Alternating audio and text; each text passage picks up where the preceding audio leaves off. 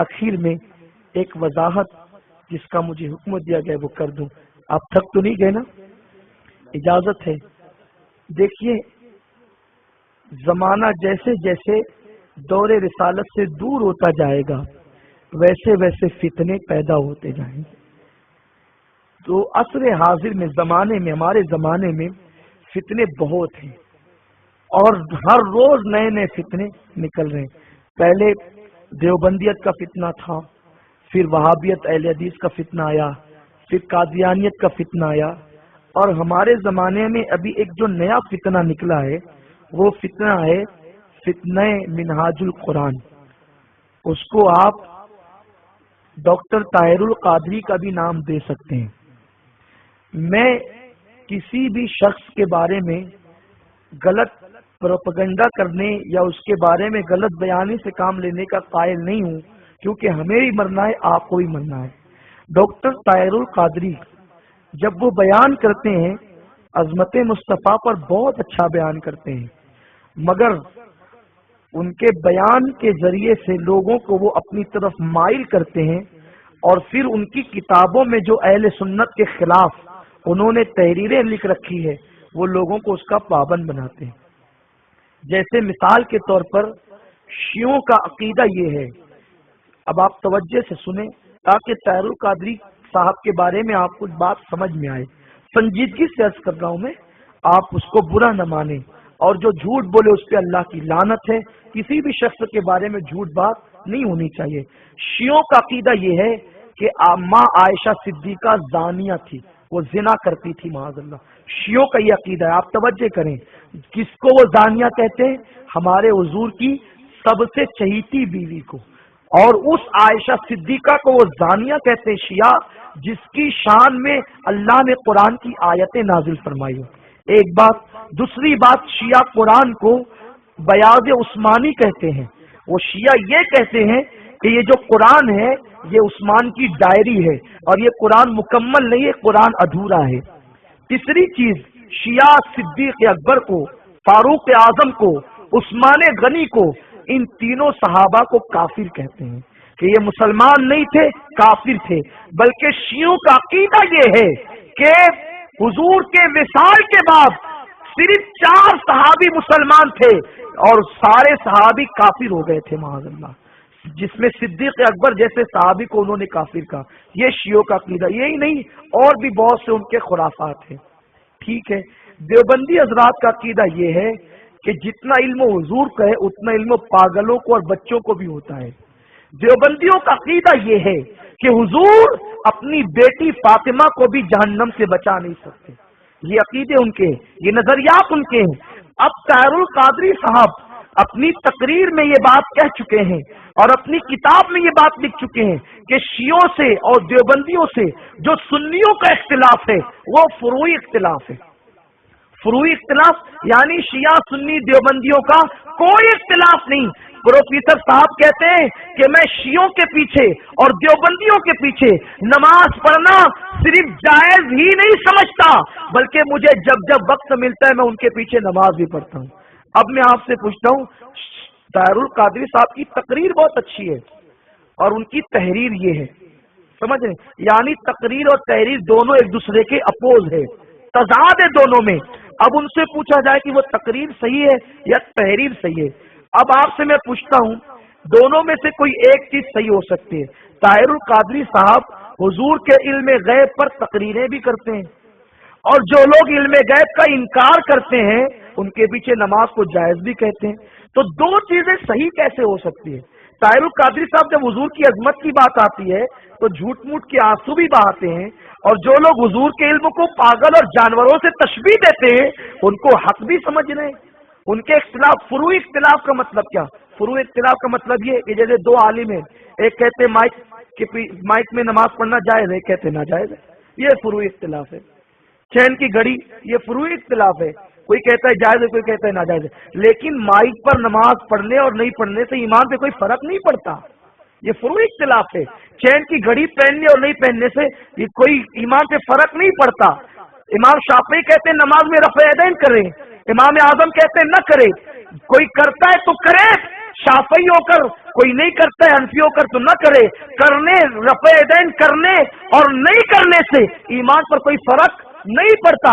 मगर ये क्या है कि माँ आयशा को जानी कहा जा रहा है, सिद्दीक अकबर को काफिर कहा जा रहा है, और उन लोगों के पीछे नमाज सही भी कही जा रही है। अब ये कैसे हो सकता है? हुजूर सल्लल्लाहु अलैहि वसल्लम से मोहब्बत की दलील क्या है? ताहिरुल कादरी साहब तो बहुत बड़े आलिम होने की बात करते हैं, बड़ी बड़ी किताबों के वो हवाले देते हैं।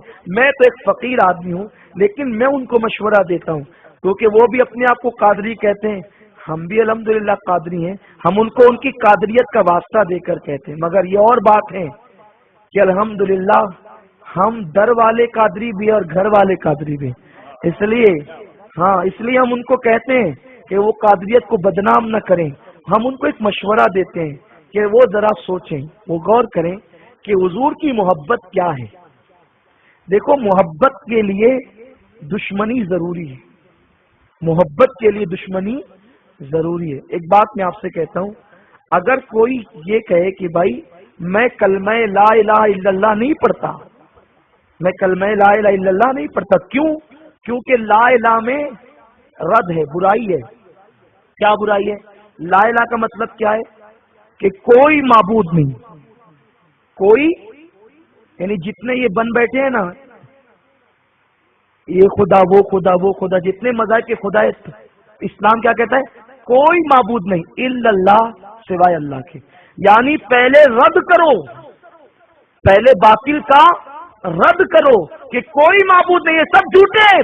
सच्चा खुदा और सच्चा माबूद अल्लाह है।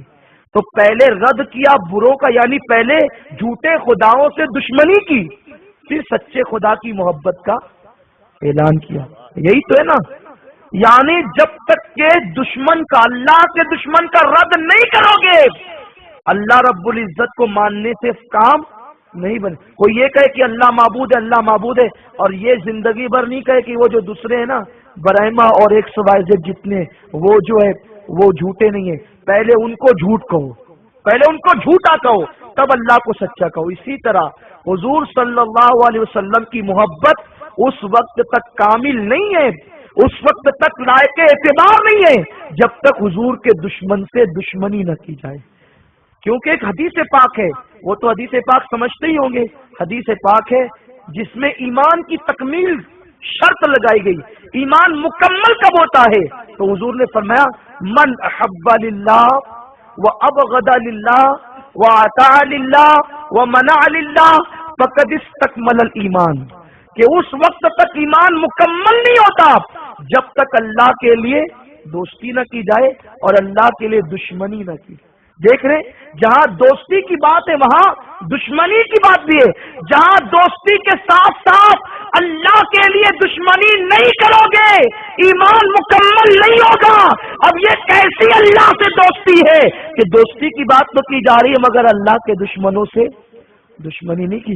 सिद्दीक अकबर को जो लोग काफिर कह रहे हैं, उनको अपने साथ मिलाने की बात करते हैं, सिर्फ इस बुनियाद पर कि ताहिरुल कादरी साहब पाकिस्तान में एक सियासी लीडर हैं और वो वोट लेने के लिए शिया सुन्नियों को हमेशा एक करने का नारा लगाते रहे। क्योंकि जाहिर सी बात है, पाकिस्तान में हुकूमत के कयाम के लिए बगैर शियों के ताउन के किसी की हुकूमत बन नहीं सकती। तो ये सियासी लीडर है, आप इनकी हिस्ट्री पढ़ें, ये कोई जो है वो खतीब और स्कॉलर वगैरह पहले नहीं थे, ये एक अच्छे मुकर्रिर हैं और इन्होंने अरबी पर उबूर हासिल किया है, अपने अब्बा से पढ़ा है। उनकी तालीम में हमें कोई शक नहीं, उनके इल्म में हमें कोई शक नहीं, हम उनके इल्म का एतराफ करते हैं। मगर सिर्फ इल्म इंसान को कामयाब नहीं कर सकता। जब शैतान का इल्म उसे बचा न सका, इब्ने तैमिया का इल्म उसे बचा न सका, अशरफ अली थानवी का इल्म उसे बचा न सका, ये कोई छोटे मोटे मौलवी थोड़ी है। ابن تیمیہ کوئی چھوٹا مولوی ہے؟ بہت بڑا عالم تھا ابن تیمیہ۔ اشرف علی تھانوی کوئی چھوٹا مولوی ہے؟ بہت بڑا عالم تھا اشرف علی تھانوی۔ قاسم نانوتوی کوئی چھوٹا مولوی ہے؟ نہیں، اشرف علی تھانوی نے جیومیٹری پر کتابیں لکھی ہے۔ اشرف علی تھانوی نے حضور سید عالم صلی اللہ علیہ وسلم کے نالین پر جو کتاب لکھی ہے، جب وہ سنی تھا عقل چکر میں آ جاتی ہے کہ اس نے کتنی خوبصورت کتاب لکھی ہے، مگر اس کی وہ کتاب کی بنیاد پر اس کا کفر اس کو جہنم سے بچا نہیں سکتا، کیونکہ حضور کی نالین کی تعریف کر کے اگر اسے حضور کی گستاخی کرے تو وہ یقیناً بچ نہیں سکتا۔ آپ کہتے ہیں وہ قادری ہے، وہ جہنم سے بچ جائے گا، غوث پاک کی تعریف کرتا ہے، حضور کی تعریف کرتا ہے۔ سنو، مولوی قاسم نانوتوی جو دیوبند کے دابانی ہیں، وہ سلسلے چشتی اور صابری کے مرید اور خلیفہ ہیں۔ یہ قادریت اور چشتیت اس وقت تک کام نہیں آئے گی جب تک حضور کی سچی وفاداری نہ ہو، ان کے دشمنوں سے دشمنی نہ ہو۔ وہ صابری اور چشتی سلسلے کے مرید تھے قاسم نانوتوی، اور جب وہ جاتے تھے کلیر شریف تو 3 کلومیٹر دور پر مولوی قاسم نانوتوی جوتیاں اتار دیتے تھے، ننگے پیر جاتے تھے۔ غریب نواز کی تعریف سن کر دھوکہ مت کھانا، غوث پاک کی تعریف پر آنسو دیکھ کر دھوکہ مت کھانا۔ قاسم نانوتوی کی زندگی بتا رہا ہوں، 3 کلومیٹر دور جوتیاں اتار دیتے تھے، اور صابر پاک کے مزار پر 3 دن تک کے قاسم نانوتوی اعتکاف کرتے تھے۔ سلسلے صابریہ کے پیر تھے، وہ سلسلے صابریہ میں مرید کرتے تھے۔ اب بھی وہ لوگ مرید اور کرتے خلافت دیتے ہیں، تو کسی کا صابری ہونا، چشتی ہونا اور حضور کی شان میں گستاخی کرنا، حضور کے ختم نبوت کا انکار کرنا، اس بنیاد پر کیا وہ جنتی ہو جائے گا؟ اگر قاسم نانوتوی کا قصور یہ ہے کہ اس نے رسول اللہ کی توہین کی ہے، تو وہ کس طریقے سے جہنم سے بچ سکتا ہے؟ جب وہ سنی تھا قاسم نانوتوی، وہ یہ سب کرتا تھا۔ جب انگریزوں کے ہاتھوں بکا اور 600 روپے ماہانہ اس کو تنخواہ ملی تو پھر یہ گستاخی کرنے لگا۔ پہلے سب سنی رہتے ہیں، دھیرے دھیرے بگڑتے ہیں۔ اگر آج طاہر القادری کے گلے میں رسی نہ ڈالی گئی، قادریت کے اس کو کھینچا نہ گیا، تو آگے کا انجام بڑا بھیانک نظر آتا ہے۔ کیونکہ جو ووٹ کے لیے شیعوں کو اپنا بھائی کہہ دے، کس کو بھائی کہے؟ سوچو کتنا ظلم کرتے ہیں لوگ، کہ اگر اللہ نہ کرے جو بات شیعہ جناب عائشہ کے لیے کہہ رہے ہیں، اگر وہ بات طاہر القادری کی ماں کے لیے شیعہ کہیں گے تو کیا طاہر القادری صاحب پھر بھی ان سے اتحاد کریں گے؟ مومنین کی ماں کو زانیہ کہہ دیا تو آپ اتحاد کی بات کر رہے؟ آپ کی ابا کو برا کہا، آپ کی ماں کو برا کہا، تو کیا وہ اتحاد کریں گے؟ نہیں کریں گے۔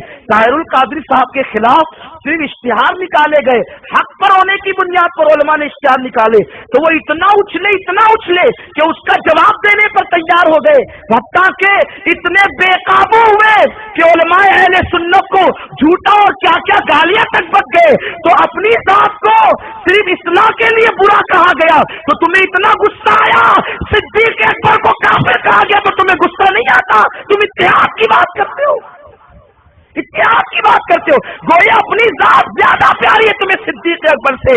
ارے نبی کا وہ ایسا یار تھا جسے صدیق اکبر کہتے ہیں، تم بعد میں ٹی وی پر نقلی رونا رونے کے لیے بیٹھے۔ میرا صدیق وہ سچا عاشق تھا، جب نبی پر جنگوں میں تیر برستے تھے تو سینہ تان کر کھڑے ہو جاتے تھے۔ لو پہلے ابو بکر کے سینے کو چھلنی کرو، جب تک ابو بکر کا سینہ موجود ہے نبی پر کوئی تیر نہیں جانے دیا۔ وہ صدیق تھے، ان کو لوگ کافر کہہ رہے ہیں، صرف تم سیاست کی بنیاد پر اپنے ملانے کے چکر میں کیسے ملا سکتے ہو؟ جن پر حضرت علی نے لعنت کی تم ان کو ملا رہے ہو۔ آؤ عشق کا معیار بتانے چلا تھا۔ ام حبیبہ رضی اللہ تعالیٰ عنہ یہ حضور کی بیوی ہے، حضرت امیر معاویہ کی سگی بہن ہے، ابو سفیان کی حقیقی بیٹی ہے۔ ابو سفیان کافر تھے، جب ایک معاملے میں مکہ شریف سے مدینہ شریف حضور سے ملنے آئے تو پہلے صدیق اکبر کے پاس آئے، مولا علی کے پاس آئے اور اپنی پرانی دوستی کی دہائیاں دی اور کہا کہ حضور سے ملا دو۔ صدیق اکبر مولا علی نے کہا حضور جس سے چہرہ پھیر لیں، اب ہم اس کو حضور کے سامنے جرأت نہیں کرتے، جو حضور کا فرمان وہی ہمارا کہنا، اب ہم یہ سب نہیں کر سکتے۔ تو ابو سفیان کو گرا تھا، یہ لوگ نہیں ملاتے، کوئی بات نہیں، میری بیٹی تو حضور سے بہت قریب ہے، ان کی بیوی ہے، میری بیٹی ملا دے گی حضور سے۔ جیسی بیٹی کے یہاں پہنچے ام حبیبہ کے یہاں، بیٹی نے دور سے دیکھا حضور کا بستر بچھا تھا لپیٹا، लपेट दिया। अबू सुफियान ने कहा बेटी बहुत दिनों के बाद आया हूं इसलिए पहचान नहीं पा रही हूँ, मैं तेरा बाप अबू सुफियान हूँ। कहा पहचान लिया है तुम्हें? तो कहा कि बेटी जब मेहमान आते हैं तो बिस्तर बिछाया जाता है, उठाया नहीं जाता। कहा अबू सुफियान ये मेरे नबी का पाक बिस्तर है और तू नापाक है, मैं किसी नापाक काफिर को अपने नबी के पाक बिस्तर पे बैठने की इजाजत नहीं देती। अबू सुफियान उस वक्त तक बेटी और बाप का रिश्ता उस्तवार नहीं होगा जब तक तू मेरे नबी का वफादार नहीं बनेगा। ये है इश्क। ये टीवी पे बैठकर मगरमच्छ के आंसू रो लेने से इश्क नहीं आता।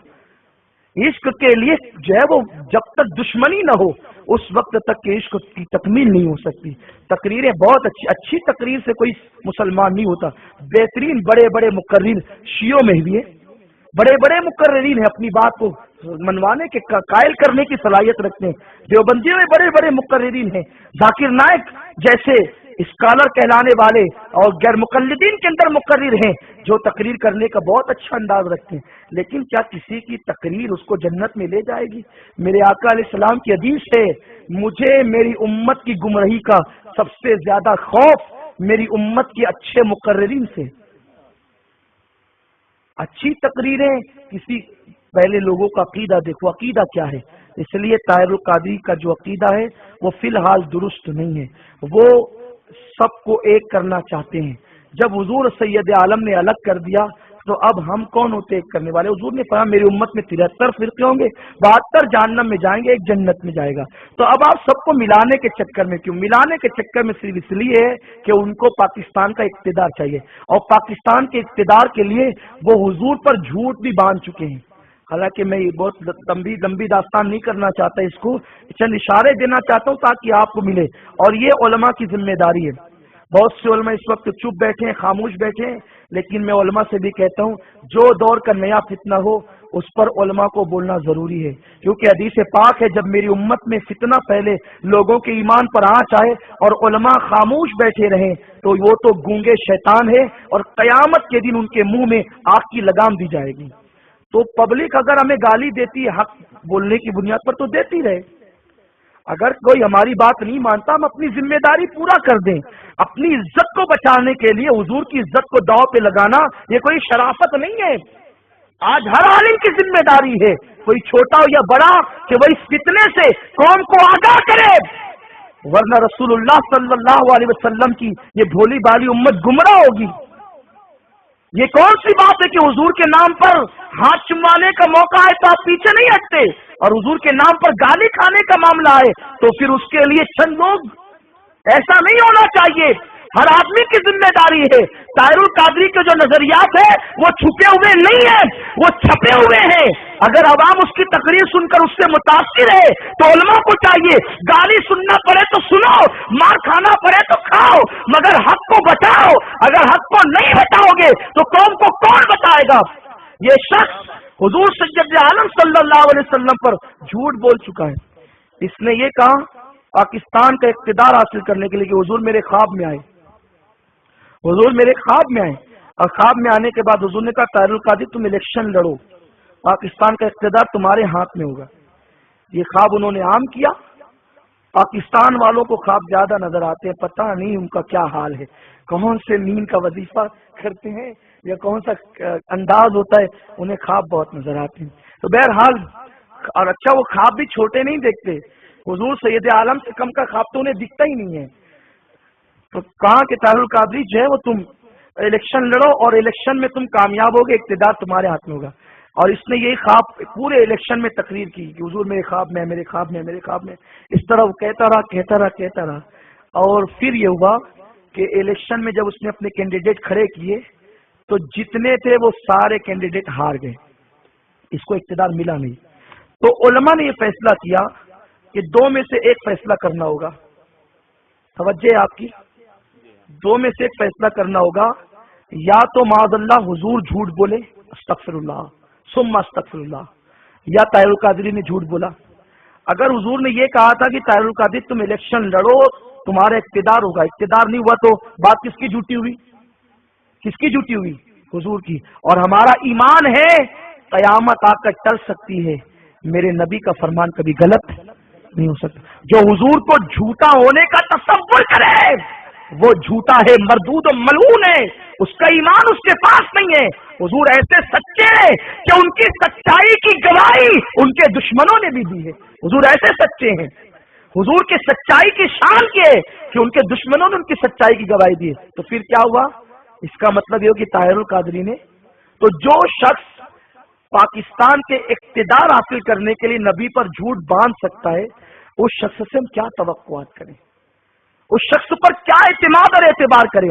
رہی بات بولنے کی، تو بولنے کا مادہ ان کے پاس ہے، مگر وہ اپنی زبان کے جادو سے اہل سنت کو دھوکہ نہیں دے سکتے، کیونکہ علماء حق اب بھی زمین پر موجود ہے۔ بلکہ میں اسی سفر کی بات کروں، مجھے میرے احباب نے کلپ سنائی حیدرآباد میں ان کا یہ سفر، چلو وہ تو پرانی بات تھی، حیدرآباد میں وہ علماء اہل سنت کو جواب دیتے دیتے بول گئے کہ میں وہ ہوں کہ میں نے خواب میں 9 سال تک امام اعظم سے پڑھا ہے۔ حیدرآباد کی کلپ موجود ہے اسی سال، ابھی اسی دورے کی، کہ 9 سال تک میں نے امام اعظم سے خواب میں پڑھا ہے، یعنی کہ یہ 9 سال تک ہر رات خواب ہی دیکھتے رہے اور امام اعظم سے پڑھتے رہے۔ میں کہتا ہوں ظالم، تم یہ خواب پاکستانیوں کو بتا کے دھوکہ دے سکتے ہو؟ وہاں یہ ماحول ہے خواب دیکھنے دکھانے کا، یہ ہندوستان ہے، یہاں غریب نواز کا آستانہ ہے، یہ ہندوستان ہے، یہاں مختوم اشرف کا آستانہ ہے، یہ ہندوستان ہے، یہاں محبوب الہی کا آستانہ ہے، یہ ہندوستان ہے، یہاں 14ویں صدی کے مجدد امام احمد رضا کا آستانہ ہے، یہاں خواب بتا کے گمراہ نہیں کیا جا سکتا۔ ہم خوابوں میں نہیں چلتے، ہم حائل حقیقت ہے، ہم آنکھ کھول کر جینے کی طاقت رکھتے ہیں، آنکھ کھول کر جینے کا شعور رکھتے ہیں۔ 9 سال تک خواب میں امام اعظم سے پڑے ہو، مگر پھر بھی ایک داڑھی کا مسئلہ تمہیں سمجھ میں نہیں آیا، تمہیں حقیقت سمجھ میں نہیں آئی۔ ارے امام اعظم تو وہ ہے، 9 سال تک پڑھنا تو دور کی بات ہے، ایک نگاہ جس پر اٹھا دے اسے وقت کا مجتہد اور مجدد بنا دے، ایک نگاہ کا یہ عالم ہے۔ 9 سال تک پڑھ کر کے تمہیں امام اعظم کی داڑھی، امام اعظم نے کہا کہ ایک مشت داڑھی رکھنا واجب ہے، 9 سال تک کبھی انہوں نے تمہیں داڑھی پہ نہیں ٹوکا، کبھی نہیں ٹوکا خواب میں؟ اور یہ کہتے ہیں کہ حضور نے ہم نے حضور کو خواب میں دیکھا۔ ہم ان سے پوچھتے ہیں اگر آپ نے حضور کو خواب میں دیکھا ہے تو یہ بتا دیں کہ حضور کی داڑھی آپ نے کتنی بڑی دیکھی؟ تو جتنی بڑی آپ نے خواب میں داڑھی دیکھی کم از کم اتنی بڑی تو کر لیں آپ، جتنی بڑی خواب میں دیکھی ہے اتنی بڑی تو آپ کر لیں، اور آپ نہیں کرتے تو یہ کیا ہے؟ اور یاد رکھیں مولا علی رضی اللہ تعالیٰ کے بارے میں اسی طاہر القادری نے کہا، ان کے پاس کلپ موجود ہے، حضرت علی رضی اللہ تعالیٰ کے بارے میں کہا کہ حضرت علی سید نہیں ہے معاذ اللہ۔ حضرت علی کی سیادت کا جو شخص انکار کرے، ہم اس شخص کو پھر اپنا مقتدی کیسے مانیں، اسے اپنا پیشوا کیسے مانیں؟ یاد رکھیں حضرت علی صرف سید ہی نہیں، حضرت علی سیدوں کے باپ ہیں، حضرت علی سید السادات ہیں۔ تو یہ شخص نے، یہ کلپ بھی اس میں ان کے پاس موجود ہے، آپ ان لوگوں سے حاصل کر سکتے ہیں۔ اس کے بعد اس شخص کا حال یہ ہے، یہ مندروں میں جائے، یہ گرجوں میں جائے، عیسیٰ علیہ السلام کا برتھ ڈے منائے اور یہ کہے معاذ اللہ کہ عیسیٰ علیہ السلام کا برتھ ڈے منانے میں اتنا ہی ثواب ہے جتنا ثواب حضور کا میلاد منانے میں، معاذ اللہ، استغفر اللہ۔ یہ باتیں ہیں۔ اب بتائیں یہ سارے نظریات ہونے کے بعد صرف تقریر کی بنیاد پر ہم طاہر القادری کو کیسے مانیں؟ اگر طاہر القادری صرف تقریر جو کرتے ہیں نا وہی ان کی کتابوں میں ہوتا تو ان کی جوتیاں ہمارے سروں کا تاج ہوتی، مگر وہ اہل سنت سے ہٹ رہے ہیں۔ اگر وہ یہ کہتے ہیں کہ میں اعلیٰ حضرت کا پوتا شاگرد ہوں، تو اعلیٰ حضرت کا شاگرد ہونا یا ان کے شاگرد کا شاگرد ہونا یہ حقانیت کی دلیل نہیں ہے۔ اعلیٰ حضرت کا نام لے کر کوئی ہمیں متاثر نہیں کر سکتا۔ بھائی جب اعلیٰ حضرت کا پوتا شاگرد ہونے کی آپ بات کرتے ہیں تو اعلیٰ حضرت کا یہ نظریہ آپ کے سامنے نہیں ہے؟ علماء حرمین طیبین نے یہ بات کہی ہے اور اعلیٰ حضرت ساری زندگی اس پر عمل کرتے رہے، اس کی تلقین کرتے رہے، من شک کا کفر وذابی فقط کفر، کہ جو ان بدعقیدوں کے کفر میں اور ان کے عذاب میں شک کرے وہ کافر ہے۔ تو آپ تو شیعوں کو، اب شیعوں کو کافر جو ہے وہ صرف اعلیٰ حضرت نے نہیں کہا ہے، بلکہ شیعوں کے کفر پر غوث پاک رضی اللہ تعالیٰ عنہ کا فتویٰ ہے۔ شیعوں کا کفر غوث پاک نے بیان کیا، تو جو چیز غوث پاک کو نہیں سمجھی یہ تم کو سمجھ رہی، پھر تم قادری کہتے ہو، تم اپنے آپ کو قادری کہتے ہو، غوث پاک شیعوں کا رد کرتے ہیں، شیعوں کو گمراہ کہتے ہیں، ان کی اقتدا کو جائز نہیں کہتے۔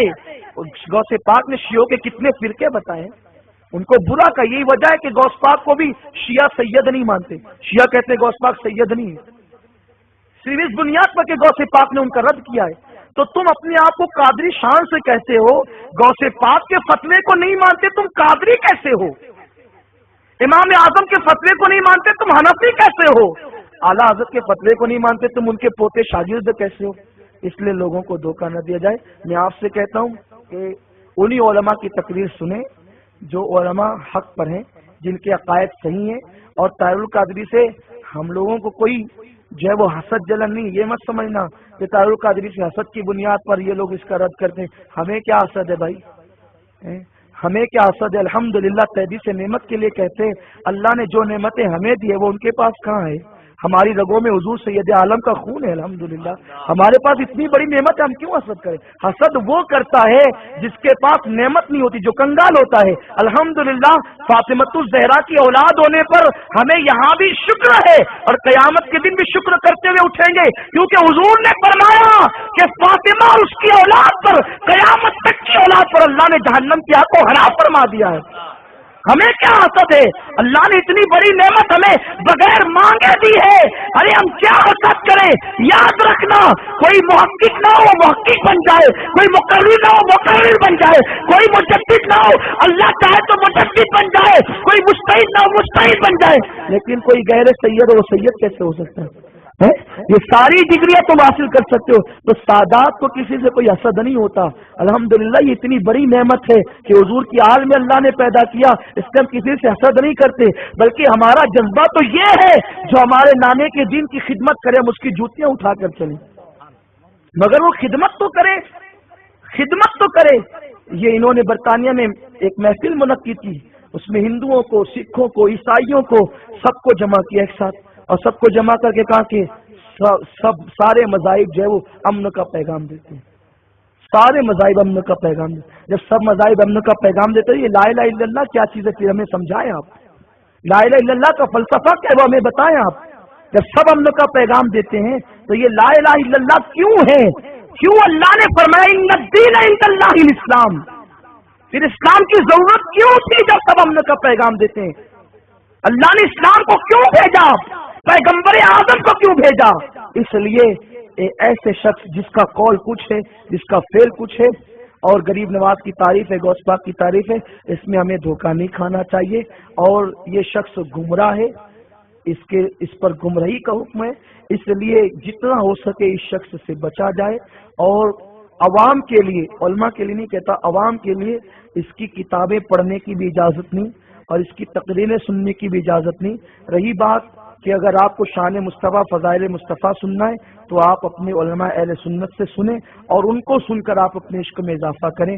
دیکھنا اگر آج یہ شخص نہیں سدھرا تو اللہ نہ کرے، جو لوگ بیٹھے ہیں وہ اللہ اگر زندگی دے تو دیکھنا کل یہ شخص بڑے برے نتیجے پر پہنچے گا، اور یہ بڑا فتنہ ہوگا۔ اور آپ سے میں کہتا ہوں، یہ اپنے آپ کو مجدد بھی کہتے ہیں، مجدد کہتے ہیں۔ مجھے حیرت ہوئی، بہت حیرت ہوئی، جو مجدد ہوتا ہے وہ ولی بھی ہوتا ہے، جو مجدد ہوتا ہے یعنی وہ عالم ہونے کے ساتھ ولی بھی ہوتا ہے۔ ولی کی شان ہے لا خوف علیہم ولا هم یحزنون، کہ ولی کو نہ کوئی خوف ہوتا ہے نہ کوئی غم۔ وہ اس کے ساتھ باڈی گارڈ نہیں چلتے، ولی کے ساتھ، ولی کے ساتھ فرشتے باڈی گارڈ بن کر کے چلتے ہیں، اور یہ باڈی گارڈ بھی لاتے ہیں تو مسلمان نہیں، یہودیوں کو۔ آخر یہود تو اسلام کو مٹانا چاہتے ہیں۔ طاہر القادری صاحب، آپ سے یہودیوں کو اتنی محبت کیسے کہ وہ آپ کو تحفظ دے رہے ہیں؟ تو ہر آدمی جو تحفظ دیتا ہے وہ اپنے دشمن کو نہیں دیتا، اپنے دشمن کو تحفظ نہیں دیتا۔ حضرت سیدنا فاروق اعظم رضی اللہ تعالی نے ایک دن حضرت ابو موسیٰ اشعری سے کہا، اے موسیٰ اشعری، تمہارا جتنا بھی حساب کتاب ہے سب لا کر مجھے بتاؤ، تم کتنا کماتے ہو، کتنا خرچ کرتے ہو۔ ایک علاقے کے گورنر تھے، کہا سب لاؤ اور مجھے بتاؤ، چیک کراؤ۔ تو ابو موسیٰ اشعری نے کہا، حضور وہ جو میرا ساتھی ہے نا، جو میرا پی اے ہے، پی اے جانتے ہیں نا، جو میرا پی اے ہے اس کے پاس سارا حساب کتاب لکھا ہے، وہ چیک کرا دے، اس سے آپ چیک کر لیں۔ آپ نے دیکھ لیا وہ مسلمان نہیں تھا، وہ یہودی تھا. حضرت ابو موسیٰ اشعری کے سارے حساب کتاب اس نے بتا دیے. آپ نے فرمایا ابو موسیٰ اب اسی کو بلاؤ مسجد میں، اور مسجد میں بلا کر کہو کہ وہ آپ کے بارے میں سب کو صفائی دے کہ آپ کلیئر ہو. ابو موسیٰ اشعری نے کہا کہ حضور وہ تو کافر ہے، میں اس کو مسجد میں کیسے بلاؤں، وہ مسجد میں کیسے آ سکتا ہے؟ فرمایا ابو موسیٰ اشعری سنو، جو شخص مسجد میں آ کر آپ کے بارے میں صفائی نہیں دے سکتا تو تم نے اس کو اپنا مشیر کار اور رازدار بنا کر کے رکھا ہے. جب یہ یہودی جس کو تم نے اپنا مشیر کار اور رازدار بنا کر رکھا ہے، جب یہ غیروں میں جائے گا، یعنی ان کے اپنوں میں جائے گا اور ہمارے غیروں میں جائے گا، تو یہ ساری باتیں تو بیان کرے گا کہ مسلمانوں کے جو بڑے بڑے ہیں ان کے معاملات اور ان کے اخراجات اور ان کی آمدنی تو ایسی ہے، تو اسلام کو کیا کچھ نقصان نہ پہنچے گا. اس لیے میں تم کو نصیحت کرتا ہوں کہ پہلی فرصت میں اس کو آپ اپنی رازداری سے ہٹا دیں. اور قرآن شریف کی آیت ہے یا ایھا الذین آمنوا لا تتخذوا اليهود والنصارى اولیاء بعضهم اولیاء بعض، کہ اے ایمان والو یہود اور نصرانیوں کو اپنا دوست نہ بناؤ. جب یہود اور نصارہ کو قرآن نے دوست بنانے کے لیے منع کیا ہے اور تم ان کو اپنا محافظ بنا کر لے کر چل رہے، تمہاری نظر قرآن پر، کیسے شیخ الاسلام ہو تم، کیسے شیخ الاسلام ہو کہ تم قرآن کی آیت کو نہیں سمجھ رہے ہو. جس کو اللہ رسول اپنا دوست بنانے کے لیے منع کر رہے ہیں تم ان کو اپنا محافظ بنا رہے ہو، اور پھر اس کے بعد تمہیں مجدد ہونے کا دعویٰ ہے. اس لیے یہ سارے ڈھکوسلے آپ نہ مانیں. اگر طاہر القادری واقعی مجدد ہوتے تو مجدد کسی کے سہارے نہیں چلتا، مجدد کسی کافر کو، یہودی کو اپنا باڈی گارڈ نہیں بناتا. مجدد کی شان تو یہ ہوتی ہے ہمارے اعلیٰ حضرت کیسے مجدد، سبحان اللہ، لا خوف علیہم ولا هم یحزنون کی منزل پر فائز تھے. ایک بار اعلیٰ حضرت مسجد میں آئے تو دیکھا کہ بغیر سر کا جن تھا. آپ سلام کر کے آگے بڑھے، وضو کیا، جن دیکھا کہ یہ ڈرتے نہیں تو کہا مولانا مجھے پانی پلائیے. اعلیٰ حضرت نے کنویں میں بالٹی ڈالی، پانی نکالا اور اس کا گلا کٹا ہوا تھا، سر نہیں تھا، وہ ڈالتے رہے. ایک بالٹی دو بالٹی ڈالا، اور جب پانی ڈال چکے تو وہ جن ہنس کر کہتا ہے مولانا آپ ڈرے نہیں، ڈرانے آیا تھا، کہتے ہیں مولانا آپ ڈرے نہیں. اعلیٰ حضرت کہتے ہیں غوث پاک کا غلام ہوں، غوث پاک کا غلام ہوں، ڈروں کیسے. یہ ہوتا ہے مجدد، مجدد کی شان یہ ہوتی ہے. تو اس لیے آپ بولے بالے ہو، آپ لوگ اتنی دور تک نہ دیکھ سکو گے جو ہمارے علماء دیکھتے ہیں، ہمارے مشائخ دیکھتے ہیں، ہمارے بزرگوں کا.